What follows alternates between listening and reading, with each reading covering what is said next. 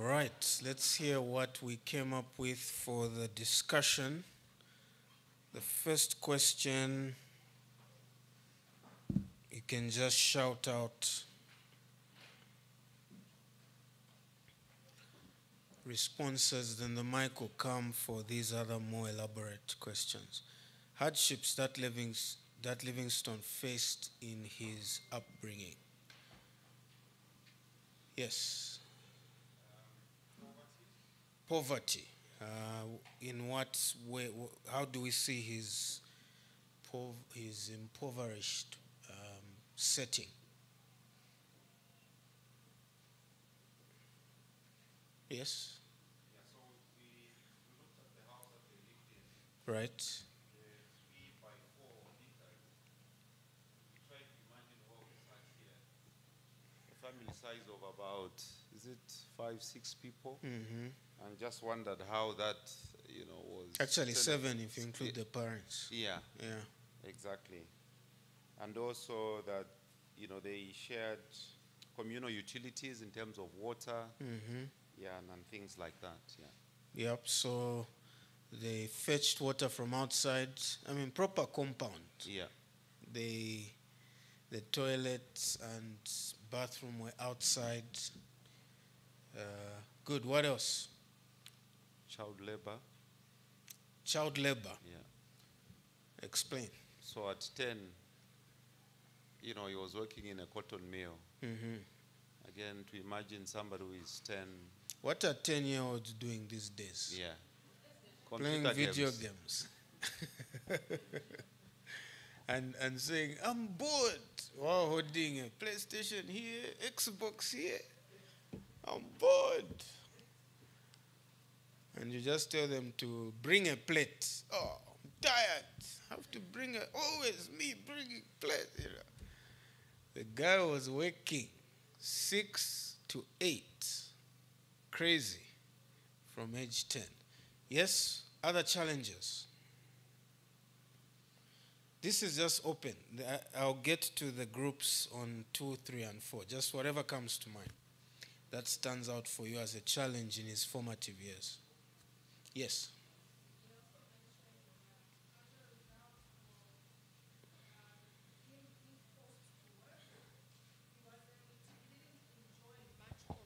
Childhood because he was forced to work, or the siblings and himself were forced to work from 6 to 8 p.m.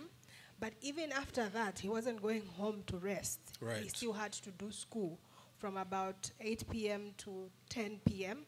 And even when he went home, he still wanted to catch up with his reading. Mm-hmm. So that's already a lot for a child, mm-hmm. such that instead of playing and doing all the things that children do, mm-hmm. he was forced to grow up at such a tender age. Right.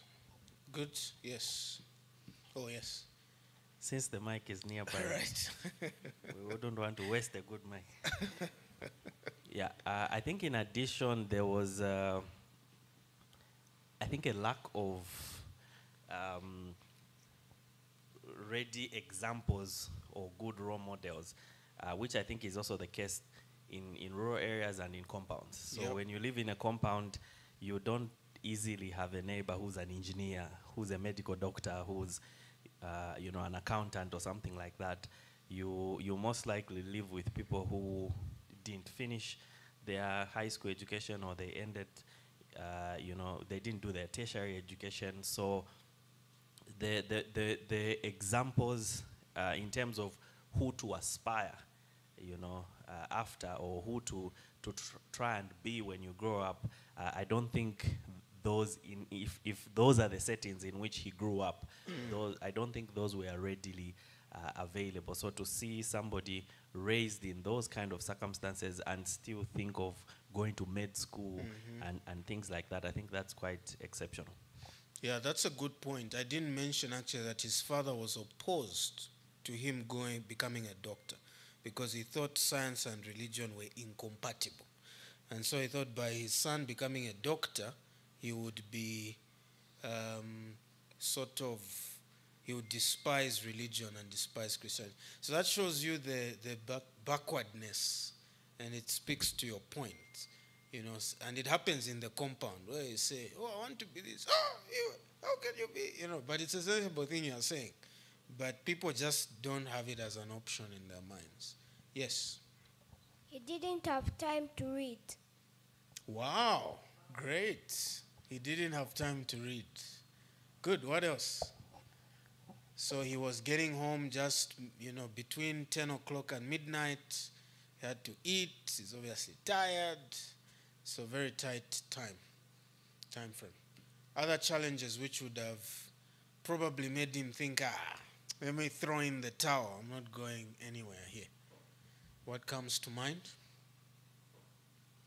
I think that schedule was cramped up. His schedule was ridiculous. Yeah. Even for a grown person. Right? Yeah. Waking up that early. Yeah. Getting off work that late. Yeah. And then going to class and then studying. Yeah. Repeat that cycle 6 days a week. Yeah, I think it was 10 years. Yeah, it was hectic. Yeah. Yeah. Certainly. Yes, other challenges. He had to pay for himself, for school. There were no handouts. There were no grants. There was no, what they call it at UNZA, bursary. There was nothing like, they haven't sent bursary, let's go and riot. No. He had to foot the bill. So he was studying 6 months, working there 6 months. And there was plenty to discourage. Distance, 8 miles away, walking. Early Monday morning, coming back Friday.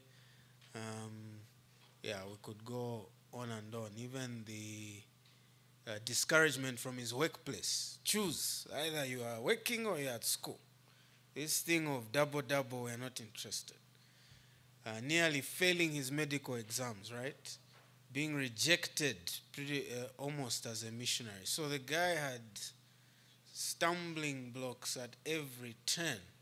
I had it in my notes, I think, that his parents did not think he was capable of being a missionary or a doctor.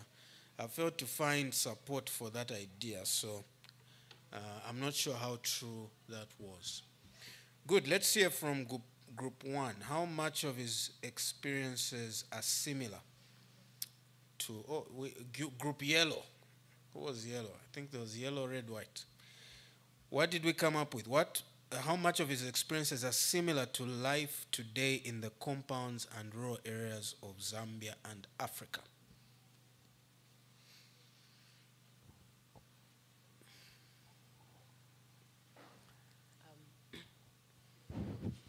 One of the similarities we're able to draw from David Livingstone's life to life in the compounds or rural areas is the fact that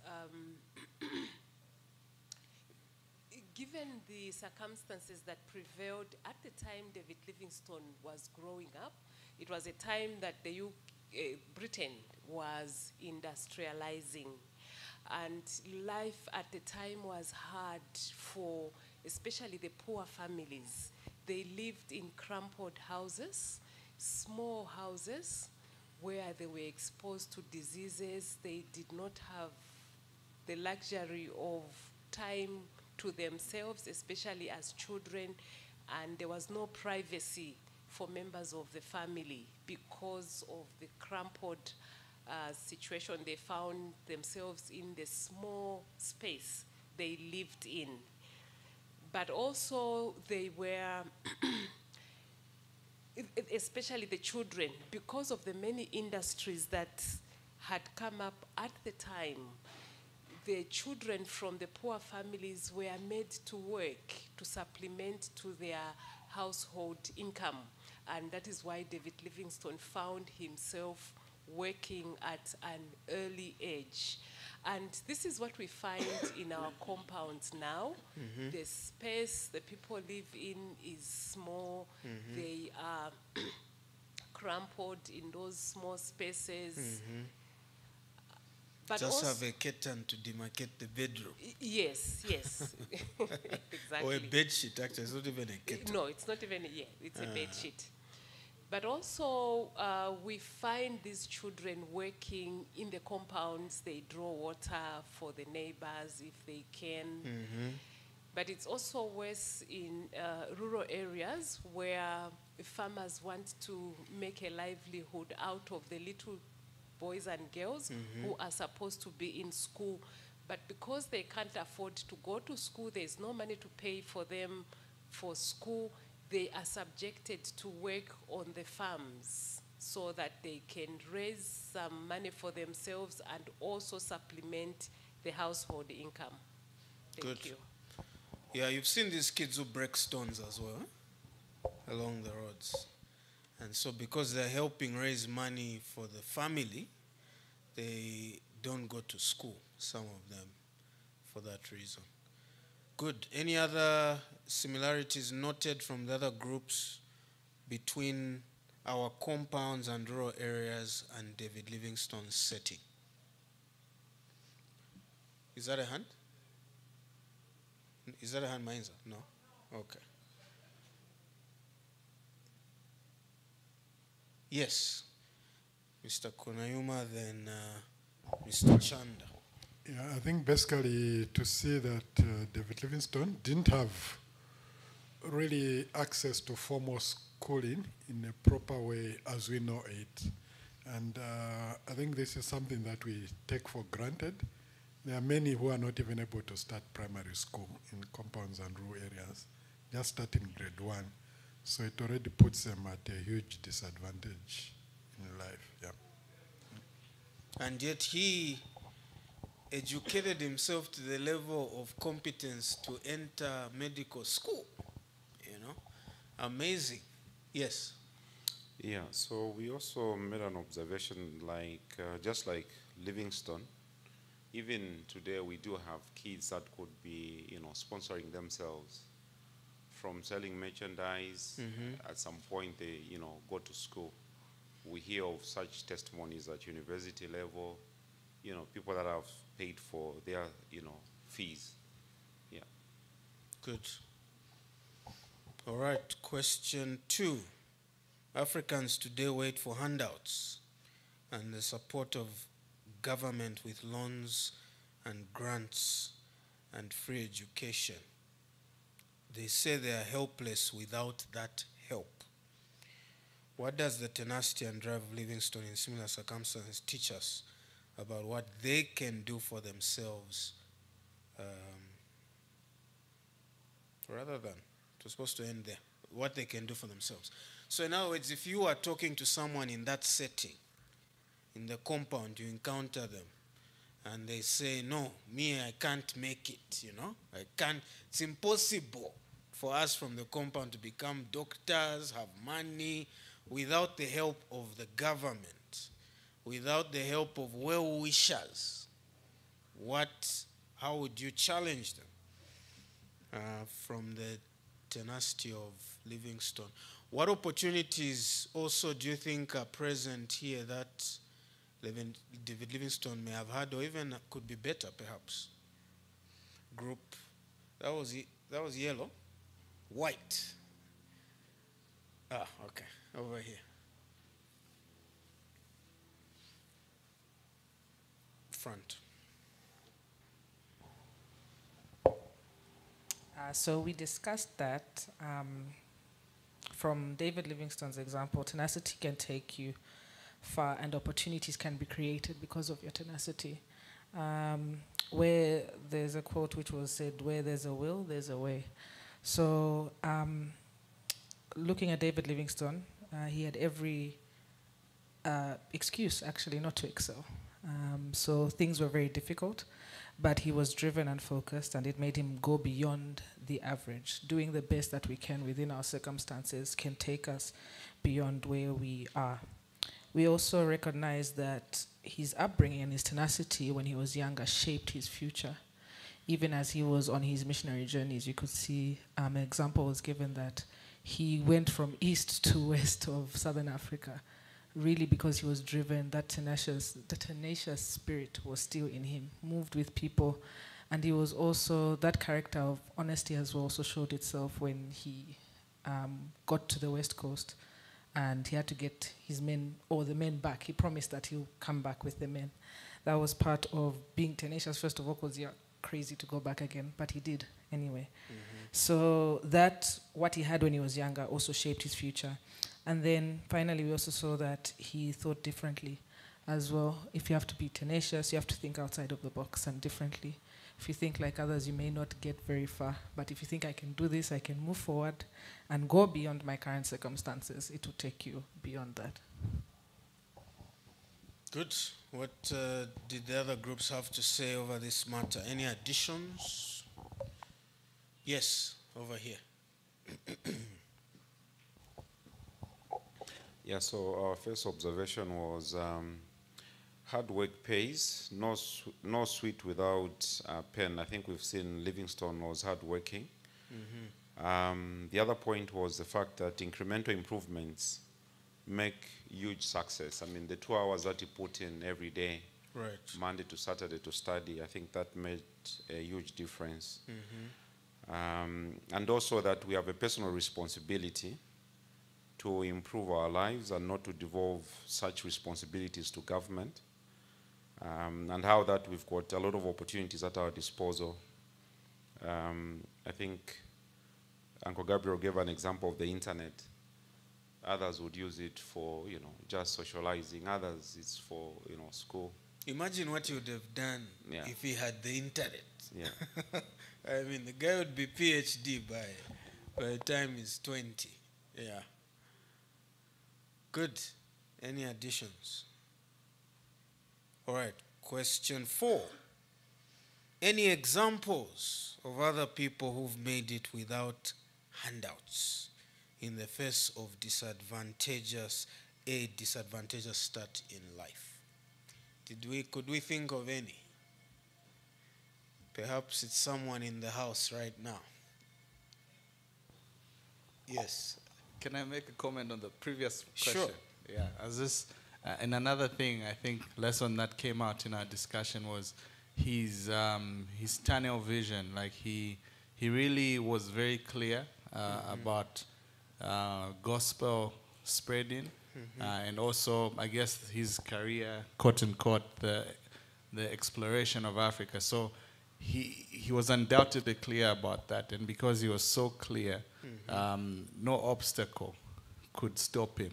Yeah. And I think that was a lesson that popped up in the discussion. I just thought I should echo that. Yeah. Great. Good. Did we come up with any examples? Or there's been nothing since David Livingstone over here? Sorry? It's an example? Okay. Oh, Loyando shared it. Okay. Oh, you want her to share it? Tell us. I gave the example of Helen Keller, was an American. She was blind, but that didn't stop her from learning how to read and write. Great. She was blind and deaf. Any other examples? Maybe you are an example. Tell us. Oh, yes. The mic's over there. I just told of my parents. My mother growing up once, she was sick, and my grandmother and the father were going to town to buy the groceries, the cleaning supplies. And my mother, I didn't tell this, my grandmother asked, would you like something? And she said, a ribbon. And she knew that my grandmother was going without something that was needed in the home, maybe a cleaning product, to buy just that simple ribbon. But for me, I had lots of ribbons. It's very different for me now. But when my mother lost her father at 16, and they had a farm, so my grandmother was having to work the farm. And but when they went to college, my father and mother married in college. They didn't get any help. We don't have bursaries, so many bursaries. If you get help from the government, it's usually a loan that you pay back. So they went to a private school, but they paid for their universities by themselves. I will say it's easier in the U.S. to work and to go to school. There's more part-time jobs. I think my mother worked full-time. My father was helping the mother-in-law with the farm, and then he also took out a loan during that time and bought his own farm. So he was running 2 dairy farms. They were both working. They were married and then had 2 of their children during that time. So they didn't have much money, but then with the farm, they did well later in life. And I said that I was spoiled because they had the money to pay for my university. Good. Yes, at the back.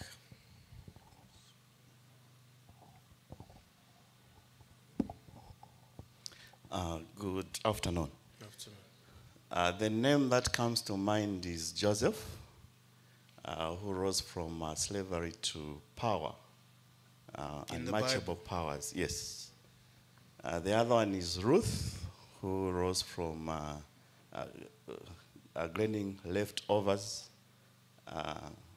and hard work, and consequently made it. Yeah, those are the 2 names that I have in respect of the last question. Thank you. Okay. Any Africans? I talk about the Bible, America. Are there such stories in Africa? Let's come here then go back. Or we are all saying Boma Ilanganepo. Yeah. Well, when you say no handouts, I think that's a bit of a difficult one. I don't know whether that disqualifies those who received bursary, and those. So I'm not really sure. But anyway, I'll still give 2 examples that come to mind.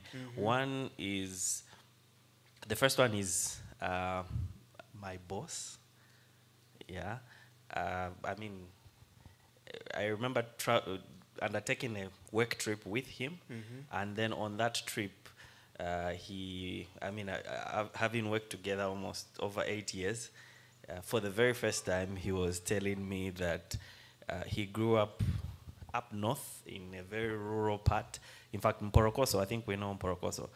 Even now, it's not a very developed place. So you can imagine it in the 80s, in the 70s, the circumstances. And he was sharing how that even in primary school, he only had a single pair of shoes, which were like black sneakers, which he wore to school, wore to church, and it was either he's wearing that or he's barefooted. So he basically needed to decide if he has to go to the field or whatever, whether he's going to wear that pair or not. And then I think the dad got a job or something like that and then bought him a pair of shoes. And the circumstances were so bad that when he showed up with those new school shoes, basically almost half of the school was making fun of him, because because there were a lot of people who, it was a very unusual thing for somebody to accept. Yes, so they were either bare or wearing the wrong shoes. So to then have this person who could have appropriate school shoes, it was like a sight to see, and people, always making statements about it. He came to Lusaka for the very first time when he was accepted at UNZA.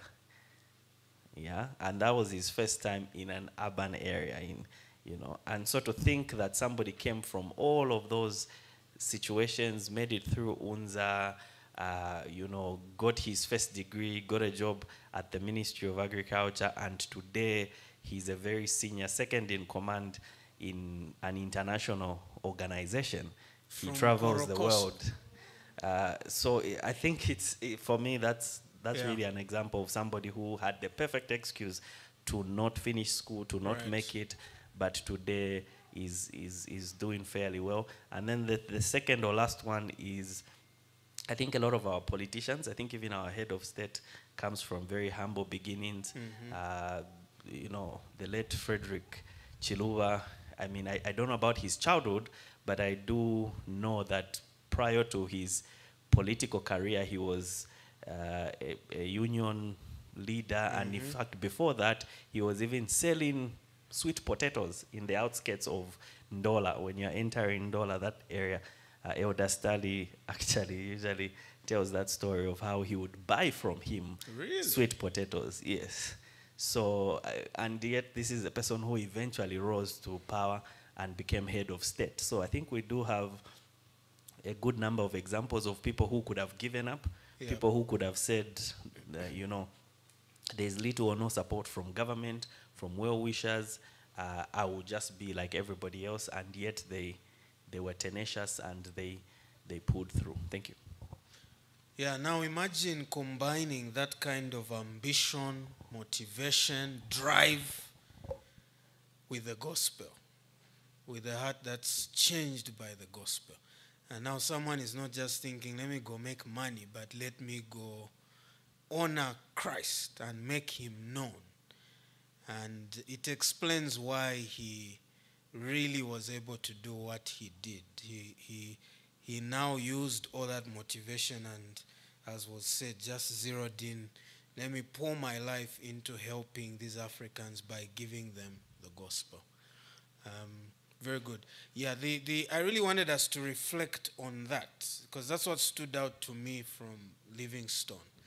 To have a man, just reading his story, because you know I've preached a lot against laziness, lazy Zambians, eh? And I've had people come up to me, no, you're being harsh on the Zambians. They're just helpless, you know, they just don't know, they just need help, and so on and so forth. And so reading this story, I was really thinking, come on, we've got no excuse whatsoever. And so there's really no reason why we should be waiting for the government to come to your door and give you money so that you can make something of yourself. There are even people who say for business, I've got no capital. I've got no money. I'm waiting for, I don't know, someone just give me money and go do business, then I'll be able to do business. It's all nonsense. We have 2 hands, 2 legs, a brain between our ears, and most people have even, a number of people have less than that, as we have heard, and they make something of their lives. All right, good. Let me touch on then this session before we break off for lunch.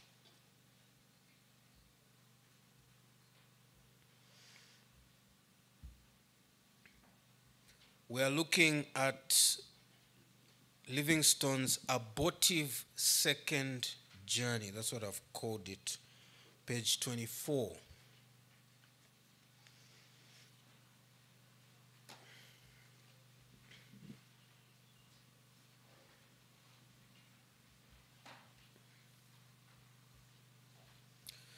So reading the paragraph before, Livingstone was at the height of his powers and fame.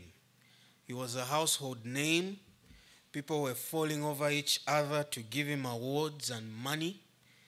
Offers were pouring in for whatever his next move might be. What could go wrong? Well, everything and anything.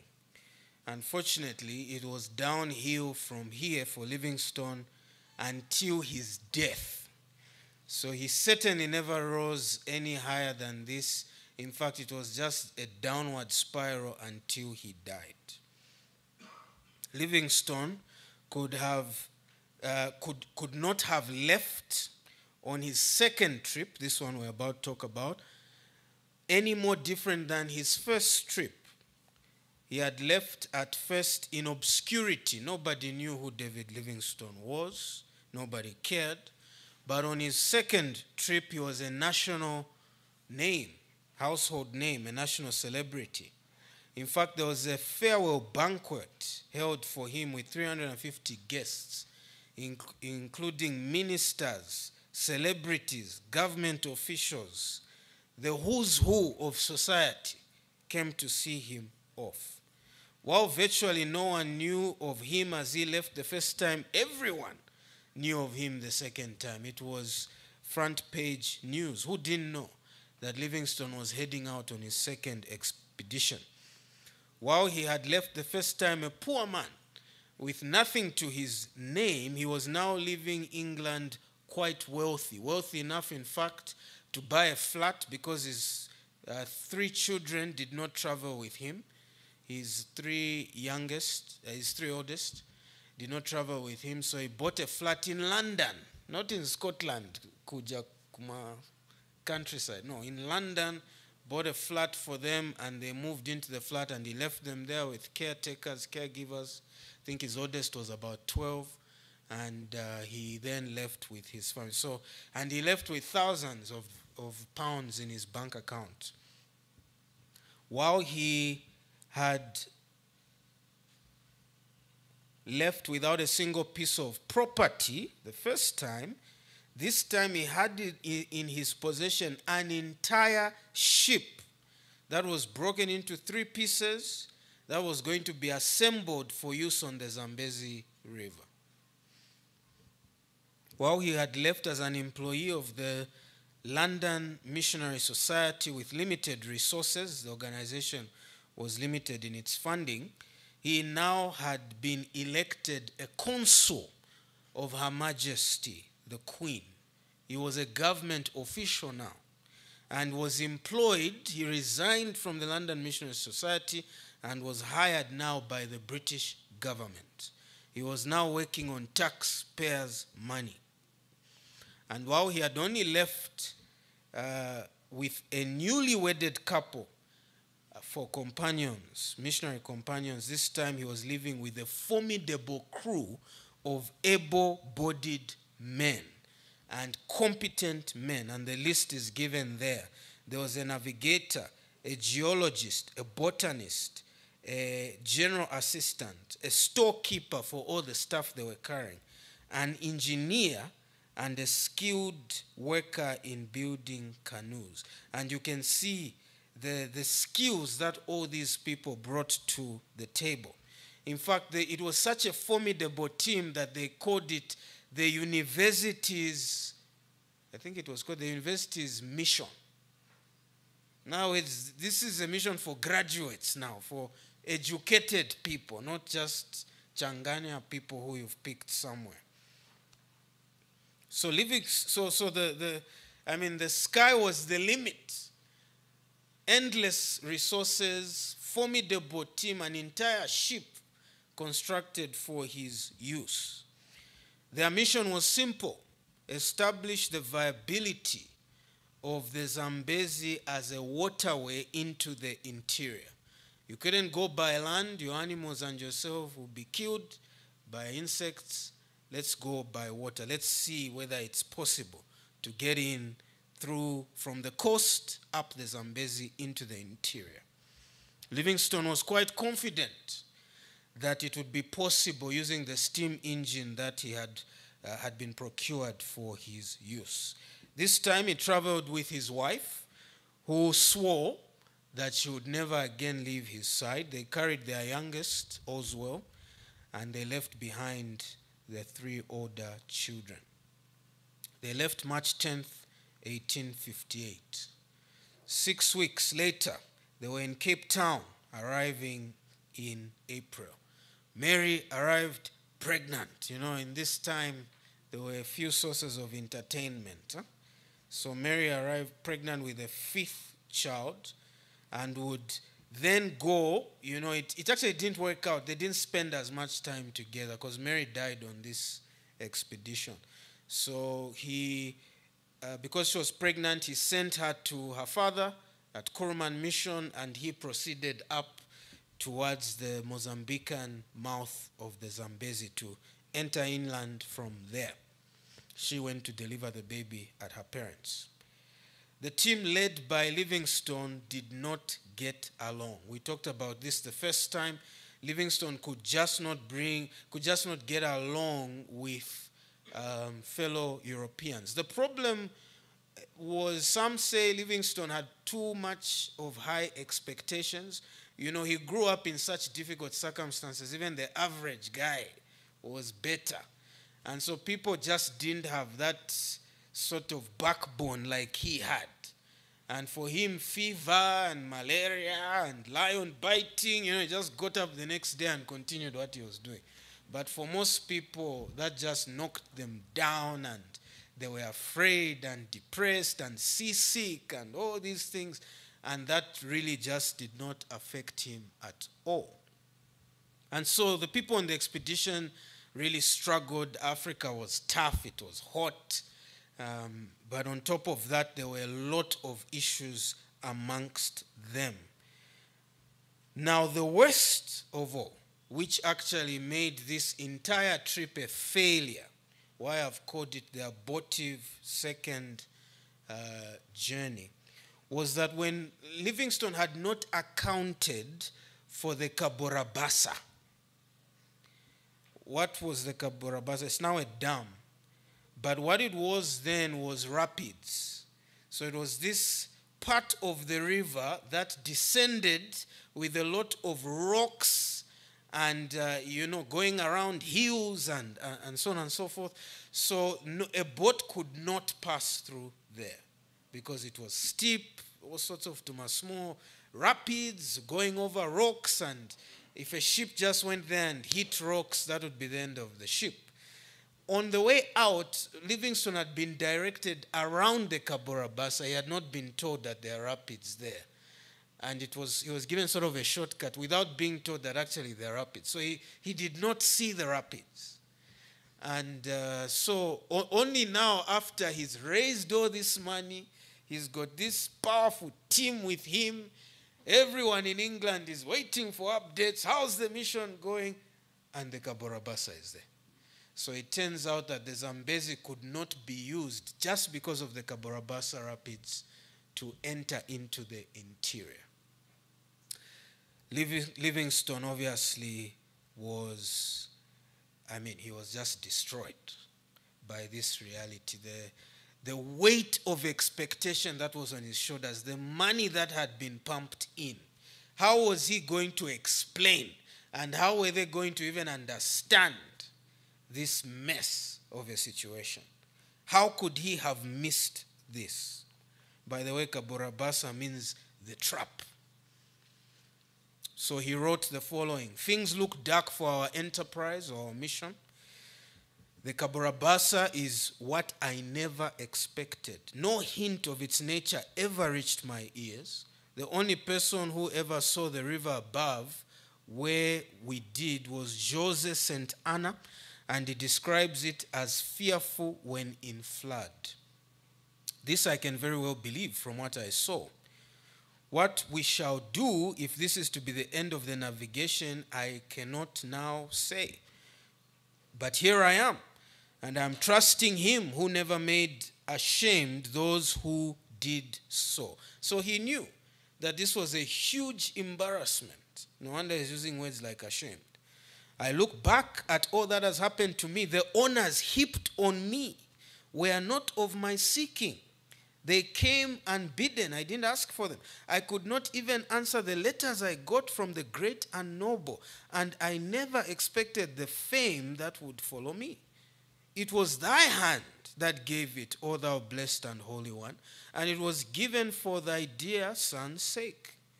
It will promote thy glory if Africa is made a land producing the articles now raised only or chiefly by slave labor.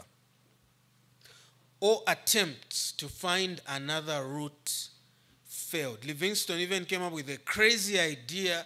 Let's just blow up the whole Kaborabasa. Let's just put dynamite everywhere and blow up the stones and blow up to try and create a way. But obviously it was ridiculous. That was never going to work. But that's how desperate he was.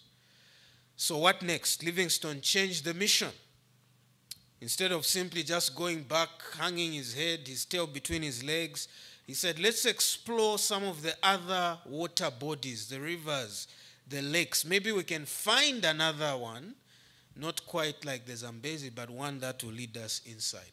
It was a complete failure. None of those rivers were navigable. Again, this is, remember what we said, how did this work? The interior of Africa was on a plateau. And so the sources of all these rivers, it was just trickling, and there would be other tributaries feeding, and then the rivers would widen as they go out to the coast. But to try and put a boat there, bigger than a canoe, was not going to work on any of these interior rivers. Tensions rose. Obviously, when a mission is going south, everybody can see there's no future here. Already, bad relationships get worse. Livingstone had carried his own brother, the one labeled as an assistant, Charles, and he clashed even with his brother. Writing about his brother, he wrote these scathing remarks about Charles, his brother. As an assistant, he has been of no value. A nice way of saying he's been useless. Photography, very unsatisfactory. Magnetism, still more so. Meteorological observations, not creditable. And writing the journals in arrears. In going up with us now, he is useless, as he knows nothing of Portuguese or the native language. He often expected me to be his assistant instead of acting as mine. It was, he said, all my fault. The ebullition that happened because I found fault with his destroying my pillow. So there's something, brothers are fighting over pillows here. I rejected the ban, and every evil followed that as a matter of course. He was perfectly blameless, as if my act had destroyed his individual responsibility. He allowed 100 pounds of magnetical instruments to be completely destroyed by damp, but must not be blamed.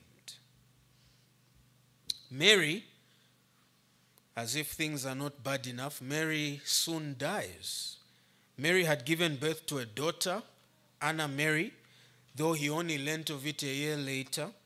Mary had even gone all the way back to England because there was a threat on Kuruman, her father's mission station, and so they had to leave. The Boers were threatening to attack Kuruman, just as they had attacked Mobatsa, Livingstone's mission stations, years earlier. All was not lost. They were able to explore the Shire River, the Ravuma rivers. They also discovered the beautiful Nyasa, now Lake Malawi. If you want to know what that looks like, ask the Chiumias. They go there for holiday almost every year. In fact, they were there a few months ago. Beautiful, beautiful Lake Malawi. Unfortunately, not long after reuniting with Livingstone, Mary died of fever. Livingstone was broken. About that time, Livingstone wrote, "A great loss to me and to us all." In his journal, he wrote, "It is the first heart stroke I have suffered and quite takes away my strength. I wept over her, who well deserved many tears. I loved when I married her, and the longer I lived with her, I loved her the more. God pity the poor children who were all tenderly attached to her, and I am left alone in the world by one whom I felt to be a part of myself. I hope it may, by divine grace, lead me to realize heaven as my home, and that she has but preceded me in the journey. Oh, my Mary, how often we have longed for a quiet home since you and I were cast adrift at Colomb Bang. Surely, the removal by a kind Father who knoweth our fame means that he rewarded you by taking you to the best home, the eternal one in the heavens." He wrote this to his children. With my tears running down my cheeks, I have to tell that poor dearly loved Mama died last night about 7 o'clock. This is a letter he wrote to them. She has gone home to the house of many mansions before us. She was ill 7 days, but moved about for the first few days, and no alarm was taken. But at last, continued vomiting came on every 10 minutes or so, which nothing could stop. I was with her night and day, and trust that she was tended by an all-powerful arm besides. I did not apprehend the danger till she had lost power to swallow. She was so deaf from quinine. By the way, Livingstone had come up with a formula to deal with malaria using quinine. She was so deaf from quinine that I could not converse. about the rest for the soul. But on asking aloud if she rested on Jesus, she looked up towards heaven thoughtfully. I think it meant yes. I very much regret that I did not use writing, as when I asked her if she was in pain several times, she replied no. She saw me shedding many tears in prospect of parting with my dear companion of 18 years, and must have known that her bodily case was hopeless. She answered my kisses up to within half an hour of her departure. In other words, she was at least able to tell that I was kissing her within half an hour of her death. She was still aware. It was only after we had commended her soul to him who himself passed through the gate of death that she took no notice of me, so she became unconscious. She was then breathing with her mouth a little open, shut it quietly, and breathed no more. She has got home sooner than we. This earth is not our home. She loved you dearly and often spoke of you and all the family, especially little baby. You must think of her now as beckoning you from heaven, never to let the pleasures of sin cheat you out of a happy meeting with her, and above all with Jesus, who died bearing our sins on his own body on the tree. One of the things that's amazing in his writings is the gospel came out. He seemed like a man who was just saturated with the gospel. Even in the simplest letter, there had to be a comment about Jesus, the cross, the price our Savior paid. He once said, why is it that slave traders are found in the interior of Africa and missionaries are not? Missionaries are saying it's too hard to get in there, but I'm seeing Portuguese and Dutch and Africans selling each other in the interior. And he said, I hope that the Christian missionaries will be as motivated, even more motivated than the slave traders to come into the interior of Africa. And so over and over he talked about Christ and his death. The greatest impact, though, of the expedition was that Livingstone discovered the extent of the East African Arab slave trade. It was rife in the East Africa region. Along those rivers that he was with, in fact, there's the map there, you can check it out now. That should be map number 3, the Zambezi expedition. So this is just the eastern part of Africa. You can see Colomane, which is Mozambique, bottom right. So we're literally talking about the interior of the eastern side of Africa. There's the Lake Nyasa there, now Lake Malawi. That is where he spent all his time, just along those rivers. There is the Shire River and the Ravuma River as well. These were tributaries of the Zambezi. In fact, when he got back to England, he wrote another book, not as successful because obviously the mission failed, but he called it something like Explorations in the Tributaries of the Zambezi. And because now he had nothing to say, he even had to put it in the title, The Discovery of Lake Nyasa, because that's the best he could offer people as to what he had discovered. So the greatest impact was just discovering that all around these rivers here in the east, slaves were being moved about. Slaves were being gotten from the interior and being dragged and captured to Zanzibar, which is above, further above, and being sold as slaves there. Livingstone had no idea, the world had no idea, that millions of Africans were being dragged out as slaves in this area, primarily by Arabs.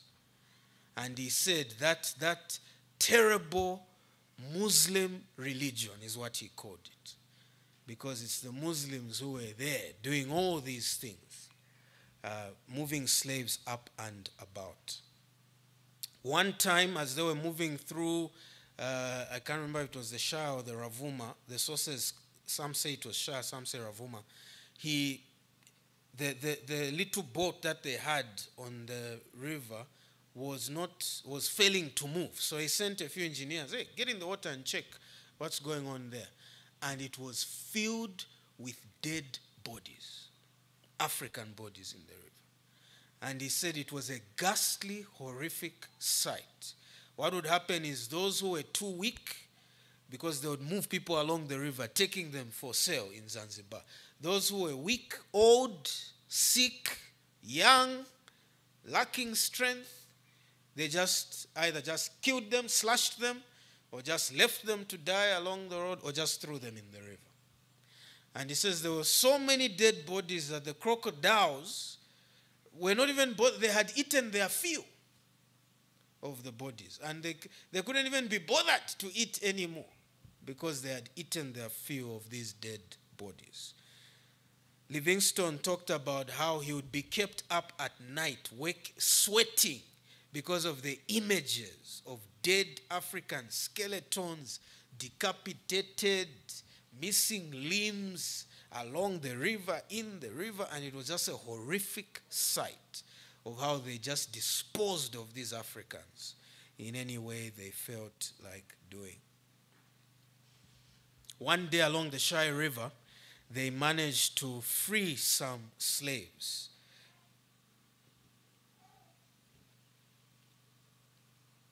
They encountered a tribe who told them that captives, slaves, had recently passed by. Livingstone and his men asked each other, should we interfere? Should we try and free these slaves? They realized that if they freed the slaves, the Arabs may retaliate by destroying their goods. But they said it's worth the risk, let's free the slaves. So they began following now, trying to catch up with where the slaves were, with the Arabs moving them. And not long after, they found a line of 84 bound captives, primarily women and children, winding their way through the bush, being taken to be sold at Zanzibar.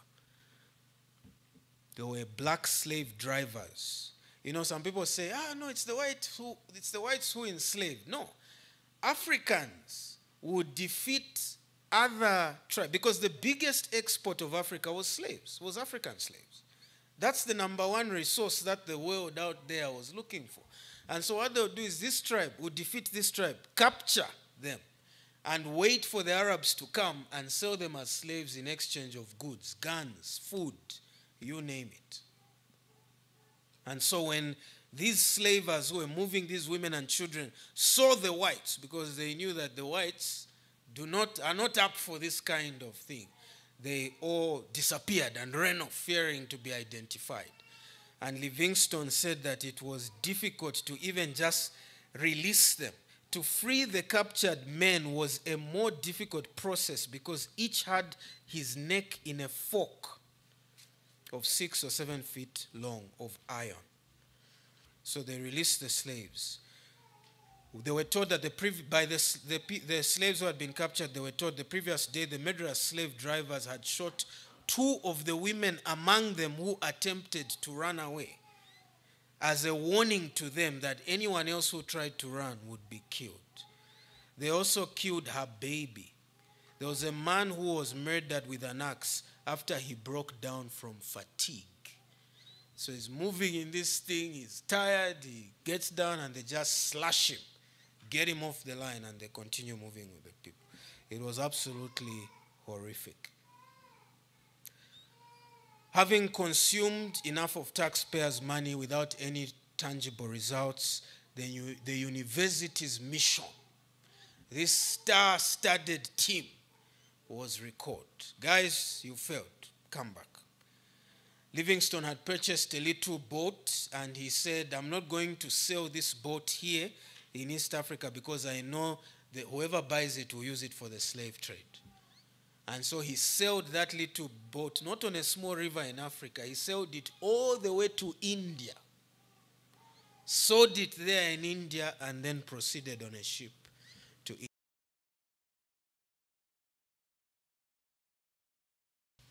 One day along the Shire River, they managed to free some slaves.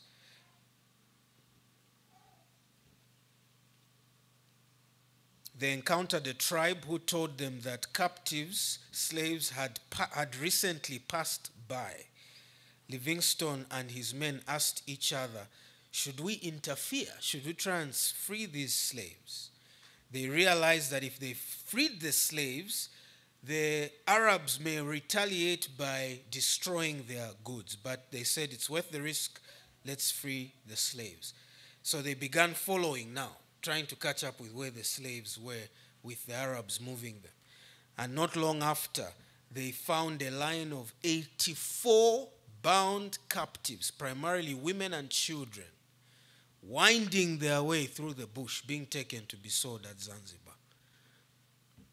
There were black slave drivers. You know, some people say, no, it's the whites who enslaved. No. Africans would defeat other tribes, because the biggest export of Africa was slaves, was African slaves. That's the number one resource that the world out there was looking for. And so what they'll do is this tribe would defeat this tribe, capture them, and wait for the Arabs to come and sell them as slaves in exchange of goods, guns, food, you name it. And so when these slavers who were moving these women and children saw the whites, because they knew that the whites are not up for this kind of thing, they all disappeared and ran off, fearing to be identified.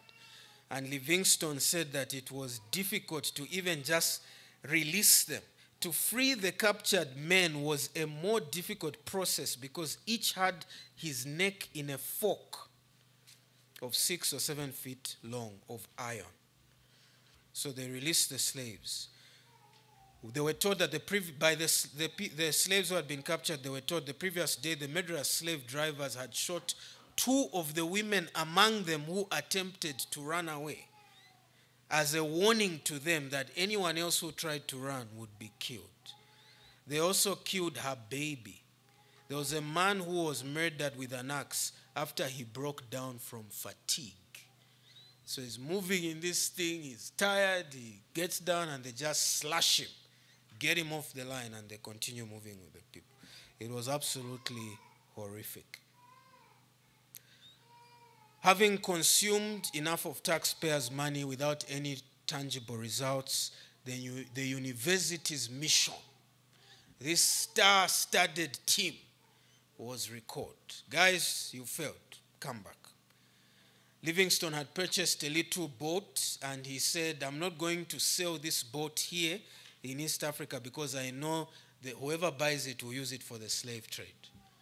And so he sailed that little boat, not on a small river in Africa, he sailed it all the way to India, sold it there in India, and then proceeded on a ship to England, just to avoid it being used for the slave trade.